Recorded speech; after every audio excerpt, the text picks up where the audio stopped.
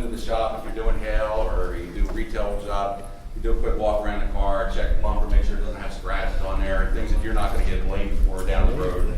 Nobody's ever heard a customer say, ever since you worked on my car, and get stuck with a bill for fixing something because you couldn't prove it wasn't there. So basically, a pre-diagnostic scan is doing the same thing on the computer system of the car. The car's coming in, you know you're going to be taking some things apart and unplugging things, and there's a good chance you're going to set off codes. So what you want to do is you want to do a pre-diagnostic scan before you do anything. Check the computer, see if there's any codes on this car already before you even touch it. There's going to be cars that are going to have stuff on there. This way you can take that, you print it out, or you take a picture of it, you document it, that your vehicle has these codes before I do anything, and make the customer aware of that. Then you're going to go in, you're going to do your repair. If you're doing hail, you're dropping a headliner, taking out a tail light, a headlight, whatever. You do your repair, you put everything back together, and then you do a post-diagnostic scan. And you're going to see if you've unplugged anything, more times than not on a newer car, you're going to have codes that come up. Are these codes going to mean that, oh my God, now the car is not safe to drive? Probably not. But the codes are there to tell you that the modules stop communicating with the computer at some point. You go in there, you clear the codes that you put on the car. You don't clear anything that was on there before. Those codes that were on there are going to be for whoever has to do the diagnostics and repair later down the road for whatever their system's whatever they're going to do. But you're going to clear, you got two anti-lock brake codes now that weren't on there, and the driver assist module code that's on. You go in, you clear those codes, then you start the car, you maybe move it around a little bit, check it again, make sure the codes stay clear. If something didn't clear or comes back up, that means more than likely there's an issue. Maybe you forgot to plug something in or something on, and then you have to dive a little bit further into why that code's still coming up. And if you can't resolve it, it may end up having to go back to the dealership to be resolved. So that's the basis for why we're doing pre-diagnostic and post-diagnostic scans. Do you want to do a quick thing with Shane's? Well, it's not hooking up to the big Not screen. yet? Okay, we'll get to it. But, well, just as an example, Shane did a large debt. Somebody did, I don't know if you did Bryce maybe. I think they all did it together, but Shane had the advanced skills seminar. He had a deer hit on his truck, and they decided to repair two doors on the truck, and they took the doors off the car to do the repairs. So I was telling him in our earlier one, I said, it'd be real good if we could go in there and check the codes, see what codes came on. So he did the F-150, F-250. F-250, and sure enough, there's 3 codes on there, and you know, so that's great. Were they there before he did it? Shane goes, ooh, I never thought of that. So you're basically at this point saying I'm on the hook for whatever's on there because you never checked it beforehand. So that. In perfect case, that's a 2016. That's something we work on every day of the week. 2016 F-250, it pulled up codes. They pulled the driver's front door up. So it pulled the codes and they stored into the manufacturer memory of horizontal and vertical mirror, which is just a mirror rotation, you know how it works. And what was the other one? It was airbag.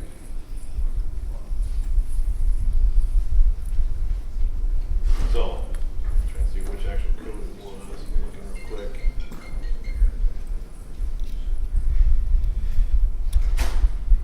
There was a total of 3 that it threw. And we honestly don't think they were there before because he's never had the door apart. And yeah, they seem pretty much related to the panels you were working on. So The door worked perfectly afterwards as far as the window and the mirrors going up and down side to side. But there was still a code that said, hey, somebody was in here and tampered with this module. So driver's horizontal mirror, driver's vertical mirror circuit faults, seat module fault. Yeah. I took a door off. Well, the seat switch is right there. It's intertwined with everything. like you said before, it's a spider web of network. The computer is talking to many different systems. I've heard guys disconnect something and the little fold out step wasn't working and a back tail light was working. It was all in the same thing. So Left side restraint sensor was on too, no operation, not a current DTC. And what that means is it's not currently wrong, but they knew there was a problem with it. So it's just all those little tidbits of information that were on the vehicle that, like, and change that there's no codes or no lights on yeah, the I would dash. say there's no dashboard lights that's telling you that this stuff is going on. So you can't rely on the dashboard lights. You've got maybe 10 lights on a dashboard that come up.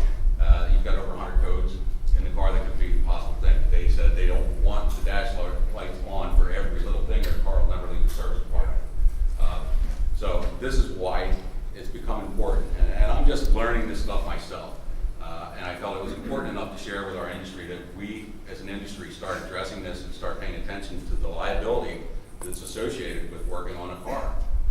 They're very complex things at this point. So that's the basis behind why we want to do it. The next question, and then this part of the seminar was going to be on what do I do next? I don't know anything about diagnostic scan tools. I don't know what I need and what I don't need. So this system right here is your Snap-on system. He has top of the line because he does a lot of other little things that he's just that kind of guy, but that's a 10 grand system. Most guys aren't going to spend 10 grand for a system. You don't need to because we're not using the diagnostic system to blueprint a repair like a collision industry, collision shop would do. They need to know this was damaged in an accident and they start blueprinting the repair from that. For us, it's mainly you need to know what was on the car before you did it, what's on the car after you're done, and then you need the ability to be able to clear those codes and check again and make sure that those codes stayed off. So what you have out there for scan tools, many manufacturers, a lot of different things that they'll put into it and won't, but you're going to run into two main types. You're going to have a third-party vendor system, a Snap-on, Mitchell, Matco. They're going to have a system you're going to pay a dollar amount for the unit. It comes with whatever current software programs on that unit, and you're going to have to update that software, once a year or whatever.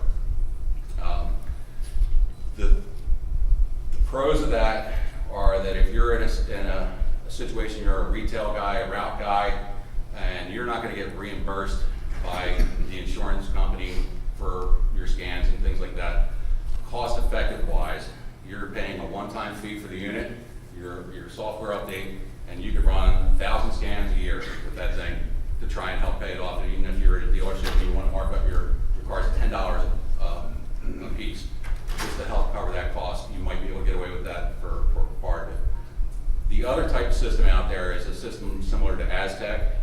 There's another one out there, AirPro, that I know, where you're taking you're buying the system and you're plugging it into the car and transmitting it over a telephone line or Ethernet line to a remote facility that takes control of that car.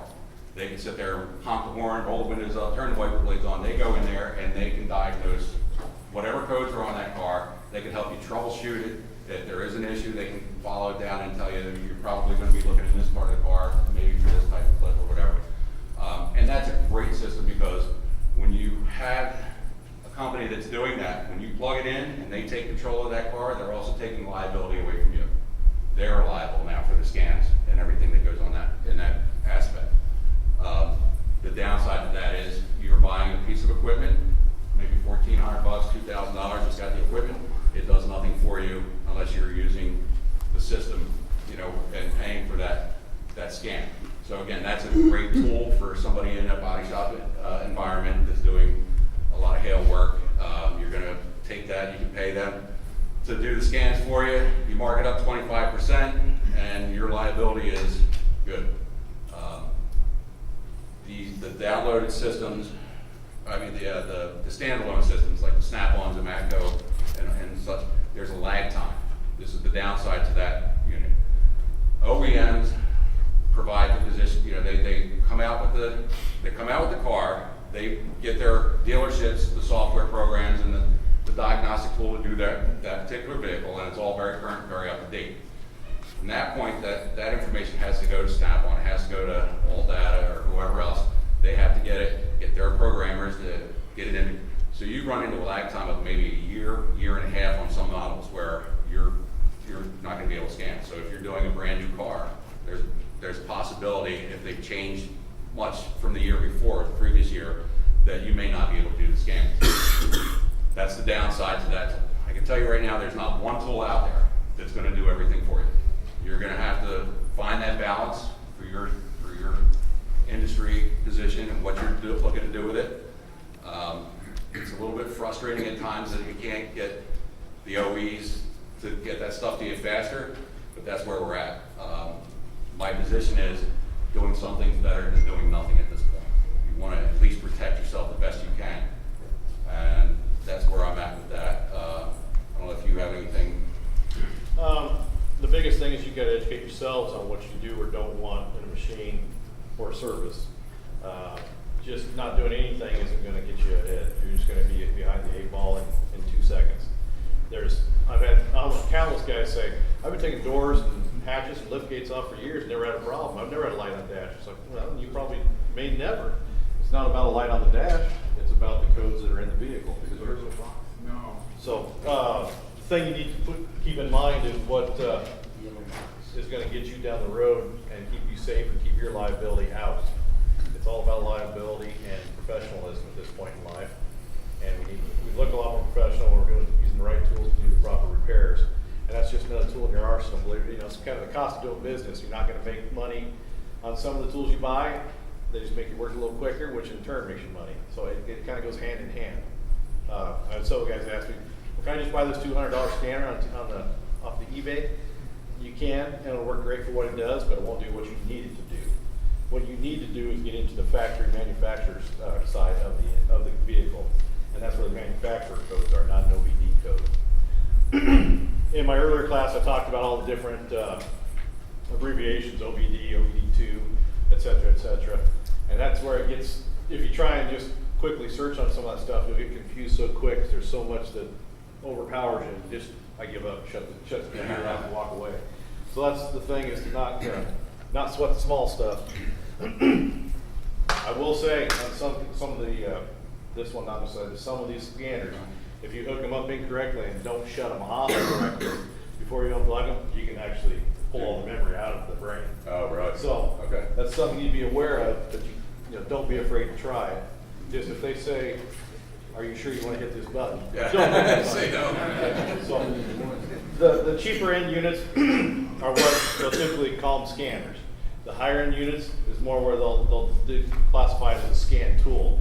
And to me, that's the difference. A scanner just pulls up a code, which is always on the OBD side, which is pretty readily available. AutoZones and everybody else can pull them up if they want. What we need is to be on the tech side, on the scanner side, and that's the manufacturer codes that'll store collision avoidance systems, your airbag systems, and then it also does mechanical, the emissions and everything else. That stuff we don't need to worry about so much, but the body codes for the BCM, that's where we need to be involved and be aware of what we're doing. I had, earlier this year, I had a 17 F-250. We glue pulled the hood, or we straightened the roof, glue pulled the roof, straightened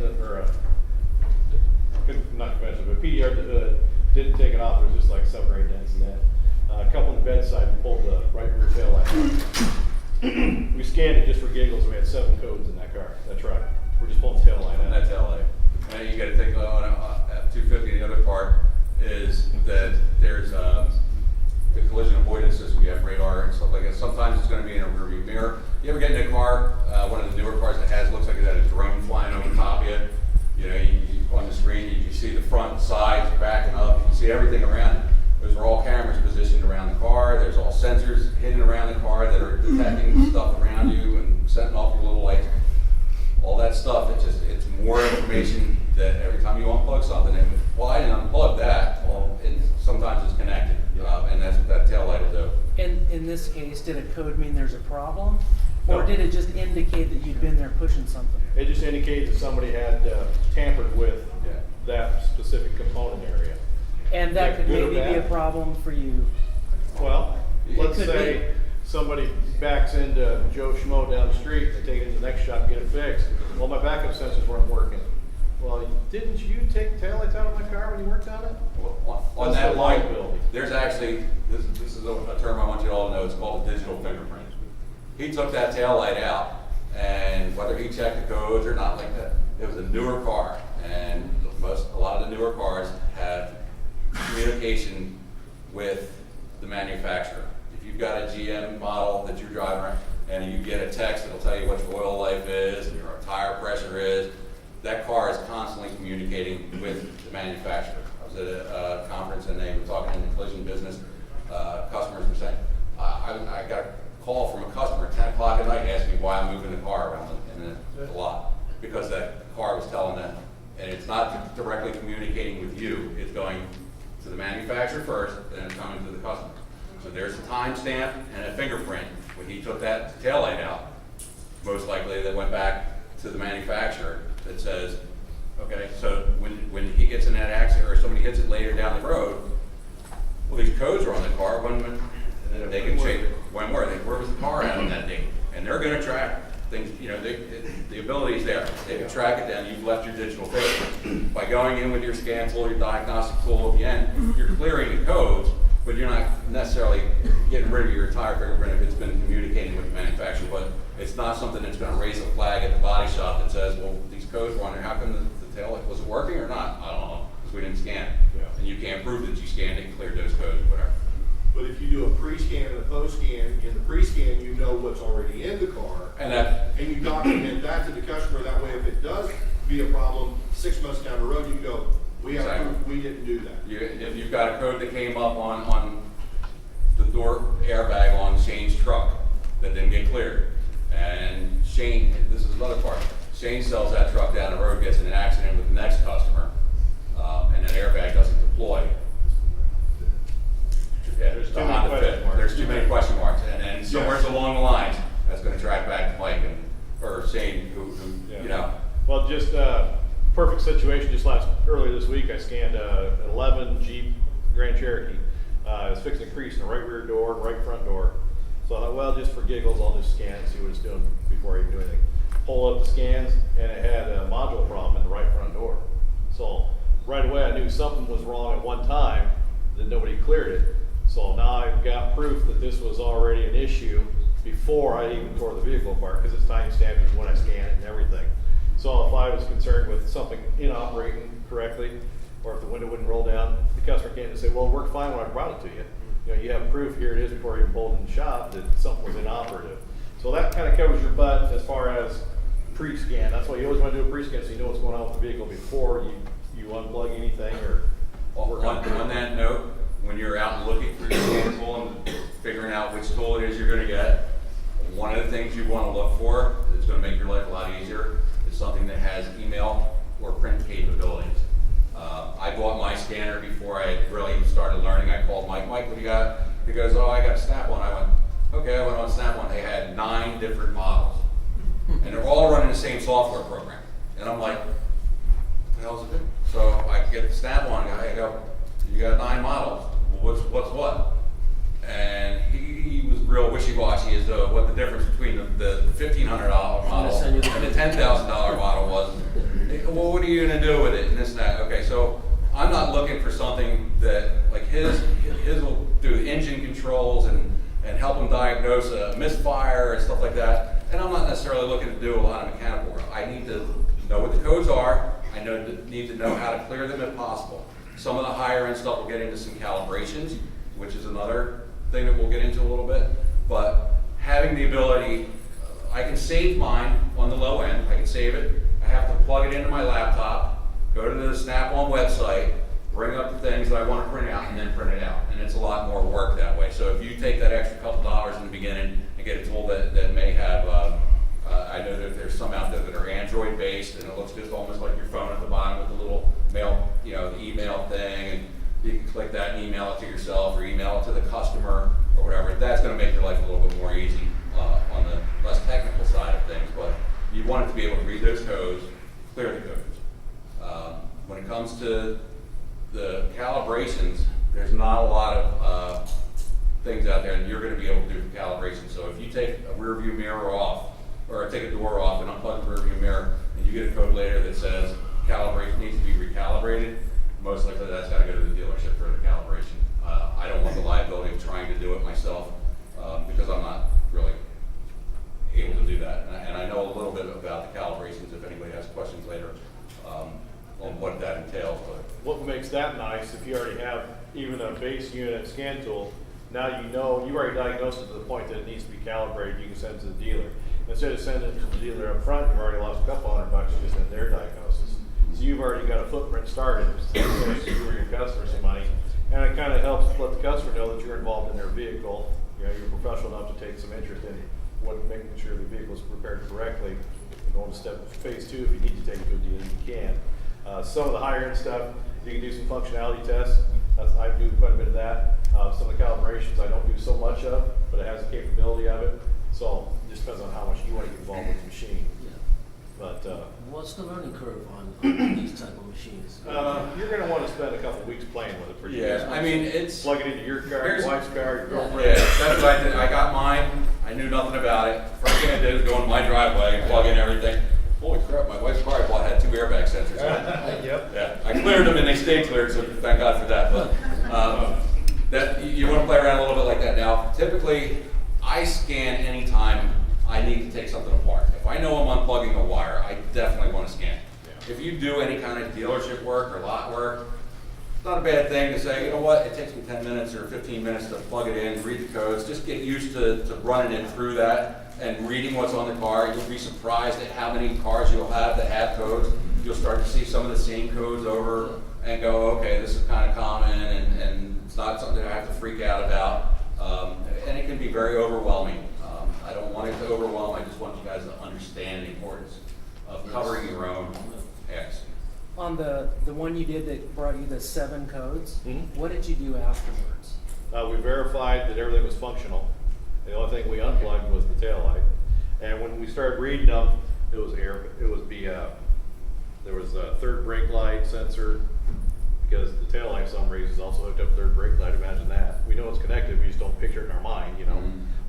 Then it had, I want to say it was an airbag sensor that popped in it too. But it was all pretty much contained to components for lighting. So we kind of knew that, hey, it all has to be to this taillight. So we cleared it out, and then we did a cycle on it and let it run, and we confirmed that it did pop back up. Now sometimes it takes 4 or 5 miles for another code to pop up, sometimes it takes 3,000 miles. So that, we can't just take a car out and drive it every day just because. So we just, keep a digital copy of this in our system. So if the customer was to come back and say, hey, my taillight's not working, or whatnot, then we have that concern. But we know we've covered all our bases because when we go through the system, it tells us if it was unhooked, say a taillight was unhooked and we cleared the code, it would instantly pop up that light was still unhooked. So that just helps us cover our tracks on what we're doing as far as assembly and disassembly. For what we're doing, we shouldn't have too many things that pop back up unless you damage the wire in there possibly. And again, it would probably come up right away. So we're not doing it so much mechanical work. We're covering our bases on the stuff that we unplugged, whatever codes came up, and you get that cleared back up again. Are you providing the customer with? That's that's what I like to do. If I see codes on the car, I try and make the customer aware. Or minimum, you want to save that copy. You want a copy of it for your own thing. Because I don't have that email thing all the time. A lot of times I'll just grab my camera, take a picture of the screen, and at least I have that and it's in my phone. I can go back to that at a later date and say, no, that was there. But yeah, I mean, in best case scenario, you want to make them aware. At times I feel like, when you go do a door dent, you go, oh, there's another one up there. If I point it out to them, they're going to see it every time they walk out there. So I don't always want to scare a customer, but if I see something that may be safety related, I'm definitely going to point that out. If there's airbag codes or driver assist modules not functioning properly, I'm definitely going to make sure they're aware of that. And I think that falls on your liability to do that and make sure they're aware of that before you do anything. And that's one thing I do on the retail side is I also use this as a selling tool. If it's a car I'm going to be tearing apart quite a bit, say we're fixing that famous dent where they ripped the antenna out of the roof, it throws a code 8 out of 10 times. And I'll tell them up front, it's like, well, there's going to be an additional fee because I need to scan your vehicle and make sure it's safe with your OnStar and your XM, all that stuff is connected to that antenna. I want to make sure your antenna is correctly working and not damaged. And also when we unplug it, they can't throw a code. There's always a potential.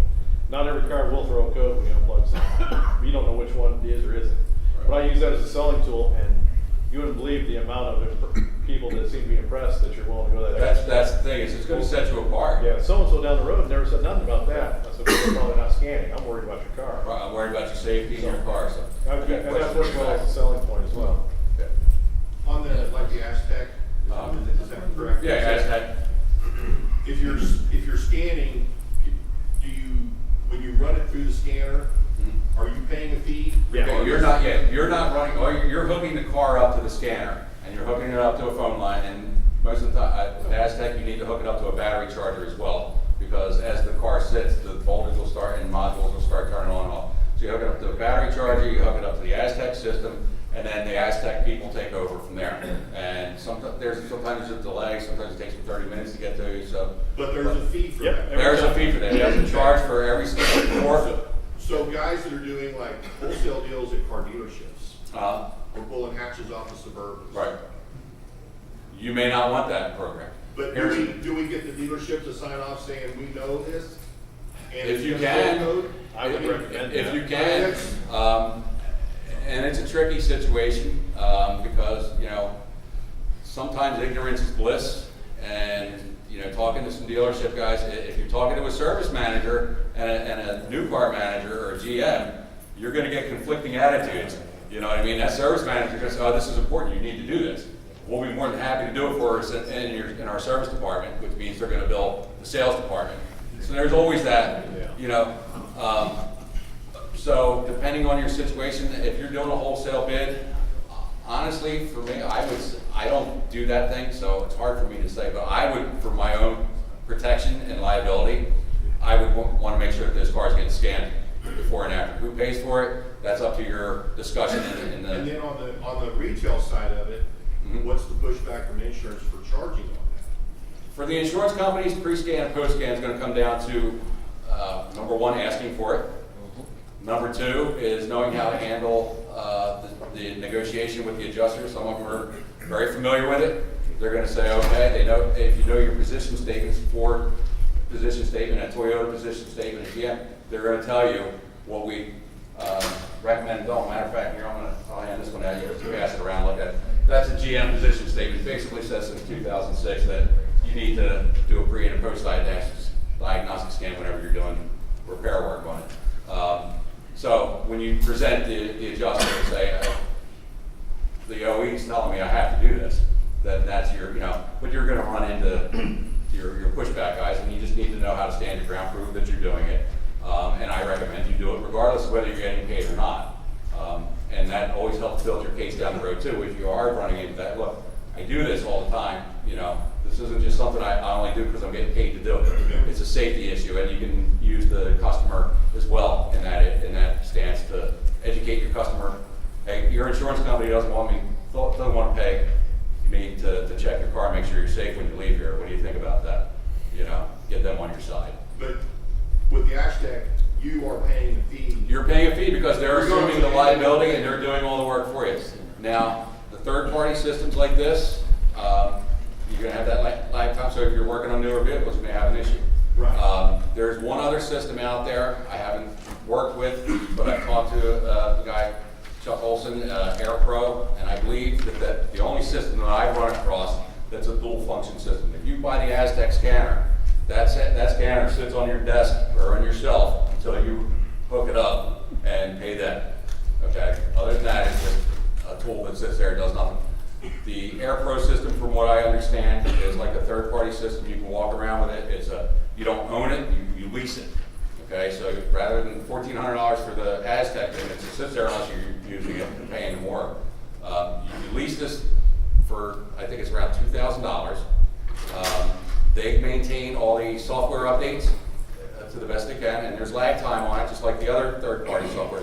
But if you run into a situation where the third-party software is not doing it for you, then you can connect like you do with the Aztec and get a third party to take over and do the scans for you.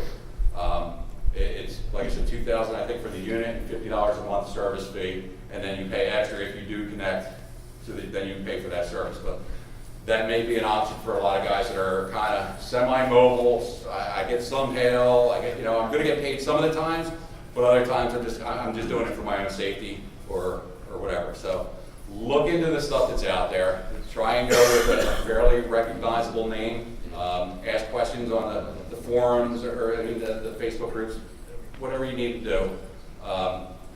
If you have questions about it, remember a lot of the times you may be talking with salespeople, and you need to get them to help steer you in the right direction. But understand what you're buying. Some systems are gonna. You can take a Matco system and a Snap-on system and run it on the same car, and sometimes come up with two different results. There's no one.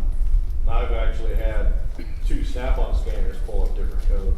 Right. This would pull up more codes than the low-end Snapper Yeah. scanner. So every Exactly. scanner has different different brings in, different Yeah, PCU and it- everything it's- else, so. it's- It's all about what you need. Yeah, Are you gonna be responsible if it doesn't pull up a code that you set? Well, I don't know what the code is. Okay. You know, yeah. That's the gray area. You've done your due diligence in trying. Yeah, the due Okay. You know what I mean? I say, the way I'm looking at it right now is doing something's better than doing nothing. Okay. Okay? In the collision industry, where I learned about this stuff, they're still in the dark. I left the SEMA show education out there angry at the OEs for the amount of stuff they put out there on the streets that they haven't educated us on how to fix properly, including the body shop industry. Yeah, there's There's just a lot of stuff out there. I don't want you to get overwhelmed on it, but, Cameron Dolly has an article from Geico that says they'd like to have all their adjusters on the same page, but they will pay for free to understand. perfect, yeah. so I mean, it's pretty much not the argument that it was a year or two ago. Yeah, it's- There's been a lot of position statements put out by the manufacturers that basically say it has to be done. The insurance companies are getting used to it. Again, it comes down to building your case. Do you have the documentation that I did a pre-scan and a post-scan? Not just said I'm gonna do it and then not get paid. You gotta document what you're doing. You gotta justify everything you're Yeah. doing Is within there your a repairs. hourly fee that we pay? Like, do they pay 1 hour, or do we make a number and put $100? It's Well- different market to market. He answered it better before, so. It's regional right now. There's no set fee. There is does Mitchell put hour labor, do you know? We have it in our estimating system, we don't have it set for preset time. Okay. It's all arbitrary based on what your negotiation is with your And that's, specific insurance. and negotiation is the key. Over this 2017, I've had the same insurance company tell me up front, we need pictures of the scanner hooked up to the car. I'm like, okay. I said, but I can do a stock photo off the internet and show you it's in your Yeah. car, it doesn't matter. So what I do is we print off, this will print off the VIN code, what the scan was, if there was any codes or not codes, what it does, and I can submit that. So throughout the season, they were okay with that. Then they were just finally like, we'll just charge us an hour and a half mechanical labor for an hour and a half for Mechanical. post, mechanical labor. Yeah, you always wanna go mechanical. You always Yeah. would prefer to go mechanical labor because it's a mechanical process and it's a little higher. But in my region, there are shops that will just charge X amount for a pre and a post, X amount for both. That's how they do it around mine as well. And then I got a couple other ones that do a labor rate. They have a certain, they charge an hour, or some charge an hour and a half. So it varies to region. So you need to kind of review your area Yeah. and get what's comfortable for you. It's your business, it's not anyone else's. And then are they allowing the markup on that if we're subletting? That depends on the adjuster and the carrier, Hard you push it. how hard you push it. I mean, it's your business. It's a negotiation just like anything else. We're spending $2,000 to buy a system, Yeah. and then we gotta spend whatever Aztec charges on their end to Mhm. read the scan. Yeah. We're just out on, and if the insurance is just like, no, we're only paying that, I mean, Well, that's just like. we're anything protecting else. Charge ourselves, the but we're consumer. not making, we're not even buying our unit. Tommy's got a little input on this. With the Aztec, you mentioned Aztec, that's one I'm familiar with. They do have discounts, so if you pay your monthly bill with them, then they tax it out. Yeah, if you pay the monthly bill within X amount of days, you get a discount. That's your actual markup if you want to. But you can, it's anything in the world, you can market wherever you want, it's your Yeah. business. Doesn't mean you're gonna get it, but Right. if you don't ask, you never get it. But you've gotta at least cover Yeah, what the scan fee is. yeah. Well, that's, Again, and again, that's why I say, what works for one doesn't work for another, because you're gonna be dealing with an insurance agency where you might be able to recover that fee, where if I'm in a used car dealership, there's no way that dealership, the used car manager is gonna pay me $100 or $150, whatever, to do a scan. Every situation is different. Yeah. So Yeah. if you're using Aztec, there's gonna be situations where you have a technician that has to stay with that car the whole time. Yeah, So you're gonna be billing your labor time as mechanical plus the sublet charge. And that could be The hours reason too. for an aftermarket scan tool is if you're doing 60 to 75% of your vehicles, you can do with your own tool. and it's, Then you get to charge the labor on that. Yeah, It becomes a profit center after 5 or 6 scans a month. it's not rocket So, science, really, it's not. You may still have to use the dealership or Aztec or a third party Right. for 6, 17, or 18 model vehicles. But something that's a 10, 12, or 15, why slow down your repair process when you can do it? That's the other thing, speed of the process, because when you hook in with Aztec, sometimes you have a delay, 30 minutes or whatever. before 3 you get hours. on there. And I will say, one of my shops has Aztec, and I use my snap-on when I They had an 05 Suburban in there they had to scan. Aztec didn't have information on any old GMs. So I used my scanner, which had it, you know. So it's not every one That's tool what they're, doesn't fix everything. Find a balance, ask your questions, and On the one that you said, the Air Pro, Air Pro, yeah. does that kind of bridge the gap between? As far as what I understand with it, yeah. I mean, I would ask more questions. I'm still new at this pretty much. I brought this to Global Tech Expo because I found out about it at SEMA 2 months ago. I've learned a little bit. I've asked some questions. Anybody that can add to that discussion is always helpful. One of the things I was talking with Mike Wahl about was a possibility. We haven't set it in stone yet, but we may, a lot of you guys are on Facebook, we may have a Facebook group for scanning questions, you know, and things like that. So, is anything that's changing in this industry, as much as it is changing, what I'm going to say is important to me. I think education is key. Not one of us is going to have all the answers. So the more of us that can chip in and give us a little something, a little insight into this. Oh, I didn't know about that. Share your information with others and help us as an industry rise together. Is there any movement toward these vehicles being able to scan themselves and present their codes on their LCDs? They already can. Yeah. And then print from there without They- involving another computer? Well, OnStar-based vehicles can do that, and then Dodge has the Uconnect, BMW. Yeah, They already notify the manufacturer. they already notify the manufacturer. They can document all the repairs, or not repairs, but all the pop-ups. So if this is such a liability, do dealerships scan every used car they sell? Depends on if you're certified, they do. Yeah, if you're certified, they'd be required It to. depends on the level of the car line. And again, it's a fairly new thing. The whole liability thing is starting to stem a lot from that John Eagle Collision Center lawsuit. That was big numbers. You know, that wasn't just some little thing. It was big numbers, and that's going to have the blood in the water, and the lawyers will circle. So I think there's a lot of people that, just like most of you guys, I asked how many had been scanning, and nobody in this room, because you didn't know. You didn't know you needed to. How long have you been scanning? What's that? How long have you been scanning? Hardcore last year and a half, 2 years. I played with it a little bit 3 years ago. That's when I decided it was time to get into it. We had a Volkswagen Beetle in the shop. Pelleted, it had over 700 dents in the roof, had over 100 in each door, in the door and the fenders and stuff. So we took the door off, took the fender off, replaced the fender. We PDR'd the door, put it back on, and this is probably Wednesday or Thursday, getting buttoned up. Got to go. Customers are going to go out of town. Guess what? The window only rolls up 3/4 of the way. Did I unplug? What did I do wrong? Went through everything. Everything's fine. We ended up having to trailer it over to Volkswagen and have them rescan. They just had to recalibrate the window. I'm like, what do you mean recalibrate? Yeah. That don't make sense. Yeah, we just used the scanner and just recalibrate the module. So that's when I decided, you know what, it's time I started looking at this. Because that would have saved us 300 some bucks and a headache of an afternoon, plus the next day sitting at the dealership. Will that tool recalibrate the Yeah. thing you just mentioned? I can't say it'll do every one, but it has so far that I've needed to. So it's more than just telling you, Yeah. what And went wrong. I'm not saying that a lower line of the same brand will do it, and I don't know about other brands, but this is all I'm familiar with, so do your research. What you'll look for is a functionality test, a calibration test, bidirectional.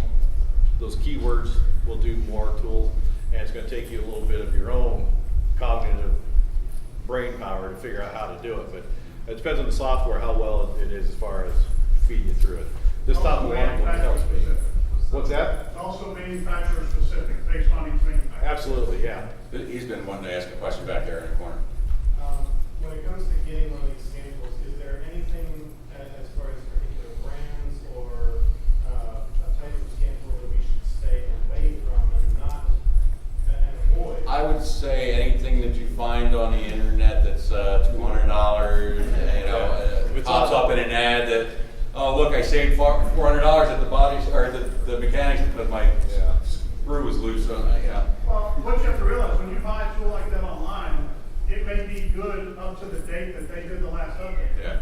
So you may have to pay for, let's say it's done through 15, you may have to pay for 2 or 3 years of updates to get it current. That may cost as much as the brand new model you could have bought. Yeah. The updates. So you're better off going with something that's got a little bit more. A little bit of name brand behind it. Yeah. And that's the reason I went with mine, because in my location I have good tech feedback from from the manufacturers in my area, so. What about additional revenue stream? What else can we sell scans to? Who can we sell it to? Perfect. I'll explain what just happened to me this year. I was at a body shop, did a hail car, and I go back in with the estimate after reviewing. I was like, hey, we need to put a pre and post on this. Looks at it. What do you mean? I said, well, I'm going to tear the lift gate off this. And it was a Toyota. I can't remember if it was a 4Runner or a Rad. And I'm like, we're going to throw a coat on that because I just did one last week at another shop. He's like, it'll be all right. I look at him. And I'm just kind of dumbfounded. I would have liked to see the look on my face after he said this to me. He's like, all you got to do is just touch the battery terminals together. And I said, what? He's like, just unhook the battery and touch the terminals together. That'll re-clear everything. And I said, no, it won't. Well, if the battery's unhooked, it won't store anything. And then I had to politely, and I'm not very polite, tell him that, no, it's going to store a code, as soon as this gets unhooked. That was a Tuesday. Thursday, he calls me, hey, you still got that scan tool? I said, yeah. And in our car, I had already scanned the car that we did and then sent it home, and I hated it because I just wanted it to be right. He had a Volkswagen, I think it was Beetle at the time. He took the passenger door off. Says, our airbag light's on. I don't know how the hell it got on. I said, well, let's hook up scanner, airbag module, right door. And I showed it to him. I said, that's what I'm talking about. You got to scan this stuff. He's like, well, this is just ridiculous. And this is a body shop owner. Yeah, that's been in business for over 30 years. That's the mentality. If I keep my blinders on, I'm not going to have a problem. I don't have to upgrade and spend money. In the process of him, before he called me, he called his brother's buddy that was a mechanic, and they brought their scanner down, which hadn't been updated since 2014. It wouldn't pull anything up. And then he had a neighbor across the street's mechanic, had the exact same scanner, so they brought it over, but it wouldn't mesh with the other part of the scan tool, the module. So he had all kinds of headaches where if he'd had the proper training and knowledge up front, he'd been done in 15, 20 minutes. So there's such a perception out there that this is voodoo when it is right here in front of us, and we need to be aware of it. And then the bad part is the body shops aren't even up to snuff. Just to give you a quick real life situation. But back to it, I charge them a fee for that. There you go. So, yeah, so you can. And I tell all my little shops, they're 1-2-man shops, I say, if you don't have a scanner and you're not looking to buy one, just let me know. I'll come in. I'll make it right with you. We'll do a fair price, but you can mark it up and we're done. It's like, okay, cool, because I'm always around town. I do market upsell to body shops. Mechanics no, because they usually have one. Do you get free updates on that? I do. The way I bought a 3-year plan. Yeah, you buy this. So the way the technology is, I think in 3 years I'll be due for a new machine anyway. Yeah. So I just bought a 3-year plan. Every time there's an update out, it comes up on my. And I don't know, do you guys have a different kind of packaging plans? We have 2 models in different packages, yes. Okay, we'll have him talk about it. He's with Mitchell. We'll have him do a little spiel for us if we got time. Yeah. Real well, the John Eagle case everybody's familiar with at this point, I would imagine. When I saw them out at SEMA, John Tracy, the lawyer that did that, he was running around after the show. He had to get back to his hotel because he already had his team at the Vegas hotel because he was on to his next lawsuit already. The next lawsuit was a car had been repaired, the headliner was dropped, an airbag wasn't reconnected, the car was in an accident, and somebody was killed in that accident. So a post-scan would have told whoever put that back up that something wasn't working, there was an airbag light. And they would have gone to clear it, it wouldn't clear. They would have been able to figure out before that car left the shop that that airbag wasn't functioning correctly, and they would have been able to go back and check and look for it. It's just like how many hail techs have left a tool up underneath the headliner and put it up.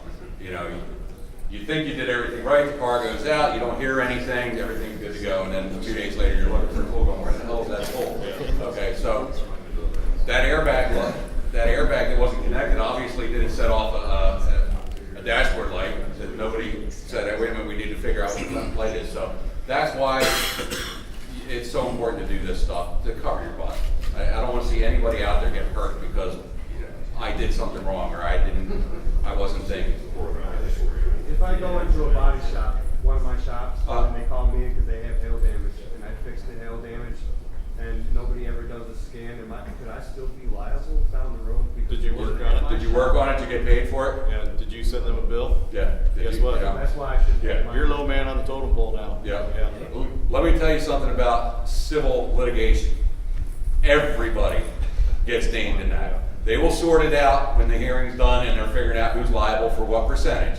But I can tell you right now, that John Eagle case at $43 million, I don't want 1% of that. Yeah. On me. Right. Yeah, I don't want 1% of that. most of us probably carry a $1 or $2 million liability coverage plan. So, you know, the numbers were big on that, and that wasn't even with somebody dying. The one where that airbag, somebody died in that, and there could be criminal charges as well on that one. Negligence, big, Yeah. Will most scanners like the snap-on clear code? Or I have the second from the bottom. I think it's the Solus model. I can clear the codes, but like he said, he's got 2 snap-on models. He can get different readings from both of them. So I can't tell you with 100% certainty that my tool's gonna get 100% everything. But again, like I said, he can take a snap-on and a Matco, put it on the same thing, and get the codes. Get something. Do something. Be proactive. Don't be reactive. From my experience, the machines that are 1,500 and higher are going to do most generally everything you needed to do. I can't answer that without looking at the specifics on the actual units. Don't get a $200 one off of eBay or Craigslist. Okay, It's probably not going to do it. Mine was the Solus. It was like probably listed at $2,200. The Snap-on guy goes, "I'll get it to you for $16." Well, I got it and everything. Turned out it was a demo unit down the road, and it was the Solus Pro or whatever, which was last year's model, but the updated software. It works for me. I wish I had the email function because that was just something I didn't know to make sure I had. So, And that's one thing I always stress when, because I get guys calling me all the time and ask, what do I want? I said, well, that's up to you what you want. Yeah. But here's What do what you I need? want. Yeah. It's what I need. I need to be able to verify what I'm doing or not doing. I need to verify what the vehicle has as far as codes. So to me, I like to have the email. I like to have a print feature where you can plug this into a printer. I like to do functionality tests so I can test a component, so I can know if this window regulator really works or not. What you can do is you go in there and push a couple buttons and it'll actually make the window roll up and down, that kind of thing. That's what I need. What do you need? I don't know. I don't know what you're doing. But base model is you like to see be able to do an email, a fax, or not fax, email or print kind of feature so that you can actually get your documentation and give it to an insurance company or the actual customer. There's many times I'll tell the client, I'm going to also do a health code check on your vehicle because we're going to be tearing some parts out of the vehicle. So I want to make sure there's no problems before we do it and make sure there's no problems afterwards. That's part of my upsell. And also I can give them a printed out paper of what was the vehicle was like before he got it and what he's like now he's getting it back handed to him. And that gives them a little peace of mind that they know what everything's. Because how many people, when you tell me you got a full headlight now, they're freaking. Oh my God, I want a car tore apart. This gives them another line of reassurance that you're doing the car repair properly. Snap-on charges like $3 something every 6 months, because that was what I was looking at, one of the Snap-ons. on my particular one, I was told my upgrades would be $500 a year. And that depends on the model. Yeah, it and that's depends with on the any model. manufacturer. Not always the same on every They just told me it was every 6 months they had updates for this one. average. Yeah, and sometimes they have a 2-month. And it was like 3 something. For the most The one I part- looked at had 3 years worth of Yeah, updates for most part, the one, I think I got 2 years worth of, in mine. But when you look at the Snap-on version 17.2 or 17.4 on yours, that's the same thing mine says on mine. It says Snap-on version 17.4. So that's why I was so confused when I said, wait a minute, they're running the same software. This one's 2,000, this one's 10,000. What's the difference? And why are there 8 models in between them? You know, it's confusing. But don't let that scare you. Just ask some questions, get something, use it, and get used to it. Is the bi-directional what makes like windows go up and down? Yeah. Is that the bi-directional feature? And it does more than that too.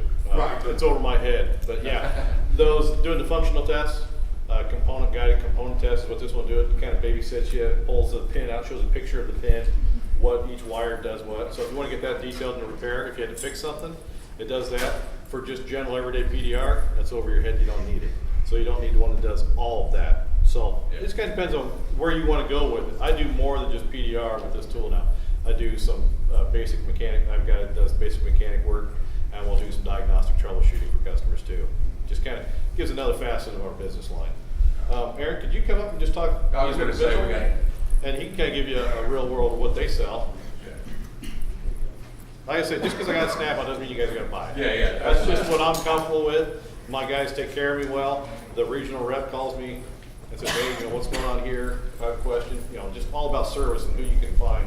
They'll do good work with you. So It's pretty similar to what we do. Yeah. I mean, we partnered with Bosch. Bosch actually makes the tool for us. Ours is a little bit different platform. We have 2 tools, and you're buying the tool and paying for subscription. We also include warranty with it as well. The difference in the two tools, both of them will actually, as soon as you do a scan, it's gonna send an email directly to the email we set up in the account. So you get a pre and post scan, it's date and time stamped as well as VIN verified to the vehicle. That's what you get paid on. So that's the key. Anything else, I mean, I've got reps in pretty much every state, so if anybody wants to see me after, I give you a card and we'll get someone out to you. But to me, it's something that the industry better grab hold of pretty quick, and it's in its infancy stage, but literally the lawsuits are gonna start. That's what the biggest thing to worry about. As soon as you take a mirror off and somebody goes to change lanes and they hit a car, heaven forbid they hit a kid on a bicycle, your liability just went through the roof. So you really need to get a hold of this. And like I say, I just scanned Shane's 16 F-250. What was on that scan? Mirror. You know, what happens? You just don't know. There's just too much liability in there. I've got a Chicago rep, he's got a 17 Jeep, the lady backed into his fender. All they did was change the fender, blend the bumper and door. He had 17 codes, but it's a brand new vehicle. The difference in the time frame from, let's say you're scanning a 2006 to a 2017, may take an extra 10 minutes just because of how many modules it's going through. That's basically where your time is. I've got a 15 Fusion. I scanned mine, I had 2 codes, a low tire pressure and a low battery voltage. I rescanned it, had a clean post scan in 6 minutes. So it's not the time that it's going to take, it's CYA. Back here. Is your technology available in Australia? That's a great question. Where's Australia? I would think I know I'm it in is. Spain, so, but I'm in Canada, but I don't know about Australia. Well, I know the technology's there in the vehicles, Yeah. so it's got to be down there. But I can't say anything certain because I never. It could be. I would check with some of your tool companies, you know, Snap-on, Worth, whatever's out in Australia. I'm not current on that.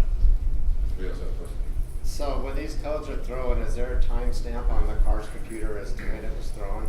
Depends on the manufacturer. Some they're date and time stamped, some are key cycled. So you may have one that says it was 3,000 key cycles. You're going to know if the date of loss was 2 days ago, it's not, it's a history code. So do any of these codes clear themselves if they don't come back within a certain amount of time? They don't clear themselves, to my knowledge.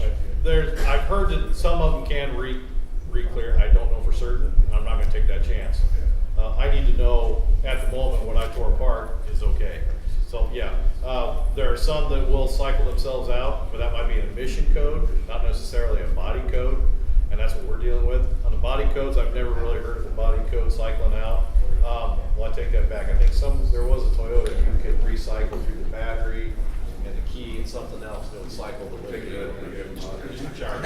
So I mean, it's possible, but I would rather be safe than sorry. I'd err on the side of precaution and have a scan. That way I know, I can sleep at night and I know that it's repaired to the best of my ability. Are you representing Bosch then? Not representing Bosch, no, I work for Mitchell. We partnered with Bosch, so they're our partner in this tool. So Mitchell has their own tool? Yes. Yes, they have 2. All right, we're at the end of our time here. Are all the scans stored digitally? All the scans are actually stored on the actual tool, and then